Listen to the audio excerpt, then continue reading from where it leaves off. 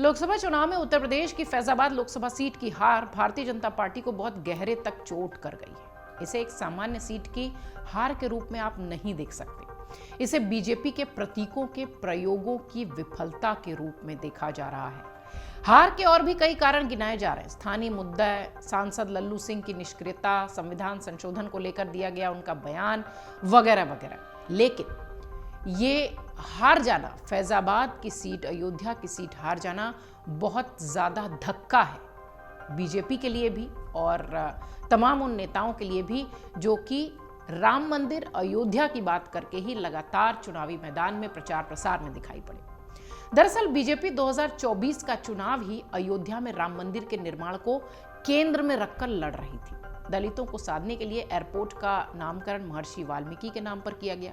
प्रदेश में, केंद्र में, अयोध्या में तमाम विकास के काम कराए गए। राम मंदिर की प्राण प्रतिष्ठा भी चुनाव से ठीक पहले हुई। इन सब के बावजूद फैजाबाद की सीट बीजेपी हार गई। लोग हैरान हैं कि आखिर बीजेपी फैजाबाद की सीट कैसे हार सकती है। जानकार राजनीति के पंडित कहते हैं कि अयोध्या में बीजेपी की स्थिति पिछले करीब 3 साल से काफी कमजोर थी। 2022 के विधानसभा चुनाव के दौरान अयोध्या जिले को 2 विधानसभा सीटें गोसाईगंज और मिल्कीपुर पर सपा ने कब्जा कर लिया था, जबकि 2017 और 19 में बीजेपी को जीत मिली थी। विधानसभा चुनाव के बाद बीजेपी राम मंदिर के निर्माण को केंद्रित करने लगी और सपा अंदर खाने फैजाबाद लोकसभा सीट को फतेह करने की तैयारी में जुट गई। बीजेपी ने उसे गंभीरता से नहीं लिया। यहां साल 2014 में बीजेपी को 48.08% वोट मिले थे, सपा को 20.43। 19 में बीजेपी को 48.66% वोट मिले थे और यही ट्विस्ट हुआ मामला, सपा को 42.66% वोट मिले थे। इस बार बीजेपी की कुल मतों की हिस्सेदारी तकरीबन 4.85% वोट की गिरावट के साथ 43.81% पर दिखाई पड़ती है और ठीक उलट समाजवादी पार्टी का वोट शेयर 5.95% के साथ बढ़कर 48.59% तक पहुंच गया है। बीजेपी के सांसद लल्लू सिंह ने चुनाव में कहा था कि सरकार में 272 सीट पर ही सरकार बन जाती है, लेकिन संविधान बदलने या संशोधन करने के लिए 2/3 सीटों की जरूरत होती है। लल्लू के इस बयान को INDIA गठबंधन के नेता जमकर उठाते दिखाई पड़े।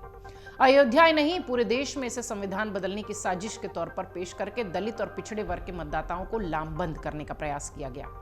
बीजेपी राम मंदिर की भावना में इस प्रभाव को नजरअंदाज करती रही और हार के तमाम कारणों में एक ये बड़ी वजह बन गया लल्लू का ये बयान देना।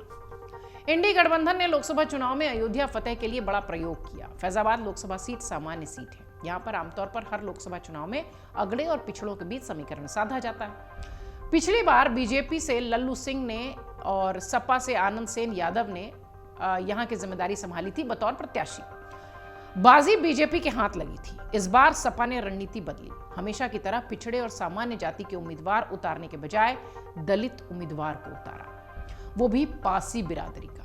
इस सीट पर पासी बिरादरी तकरीबन 1.5 लाख की वोट बैंक रखते हैं। इतना ही नहीं, इस लोकसभा क्षेत्र में कुर्मी और निषाद भी भरपूर हैं। पासी की तरह ये दोनों जातियां भी बीजेपी की कोर वोट बैंक मानी जाती हैं। ऐसे में सपा ने अगल बगल की सीटों पर भी सियासी समीकरण साधे। बस्ती और अंबेडकर नगर में कुर्मी उम्मीदवार उतारा गया। सुल्तानपुर में निषाद बिरादरी का उम्मीदवार उतारा गया। जातियों की गोलबंदी की गई। नतीजा ये रहा कि 1957 के बाद पहली बार फैजाबाद सीट पर अनुसूचित जाति का सांसद बना और 2 बार के बीजेपी के सांसद लल्लू सिंह सपा के मिल्कीपुर विधायक अवधेश प्रसाद से 55,000 वोटों से हार गए। फैजाबाद लोकसभा क्षेत्र की अगर बात करें या इस सीट की बात करें तो यहाँ 5 विधानसभा सीटें आती हैं और बीजेपी का 4 पर कब्जा है। सिर्फ मिल्कीपुर से अवधेश प्रसाद विधायक थे। बीजेपी राम मंदिर उद्घाटन और वहां बने कॉरिडोर को लेकर खासा उत्साहित थी। पार्टी के कार्यकर्ता अति आत्मविश्वास में रहे, ओवर कॉन्फिडेंस में रहे।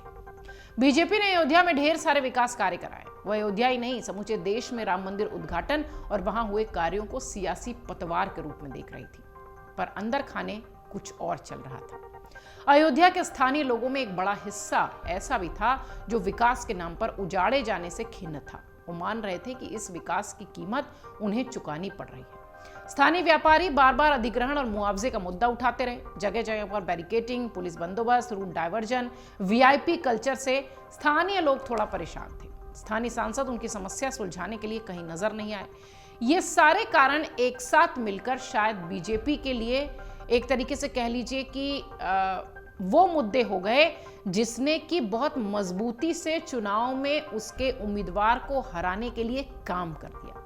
और यही समाजवादी पार्टी या यूं कहें कि इंडी गठबंधन का जो उम्मीदवार था वो खेल गया और समाजवादी पार्टी ने यहां पर मजबूती के साथ भीतर खाने, जैसा कि हमने आपको वोट प्रतिशत भी बताया था कि 14 के बाद 19 और 19 के बाद 24 में जिस तरह से समाजवादी पार्टी ने काम किया वो उनकी मेहनत बीजेपी पर भारी पड़ गई और बीजेपी के तमाम नेता अयोध्या को लेकर इतने ओवर कॉन्फिडेंट रहे, फैजाबाद सीट को लेकर इतने ओवर कॉन्फिडेंट रहे कि वो उस तरह से चुनावी मैदान में नहीं उतरे जैसा कि नॉर्मली चुनाव से पहले एक प्रेशर के साथ, एक कह लीजिए कि एक तेज के साथ जो नेता उतरते हैं, क्योंकि यहाँ का अति आत्मविश्वास, यहाँ के नेताओं का अति आत्मविश्वास इन्हें ले डूबा।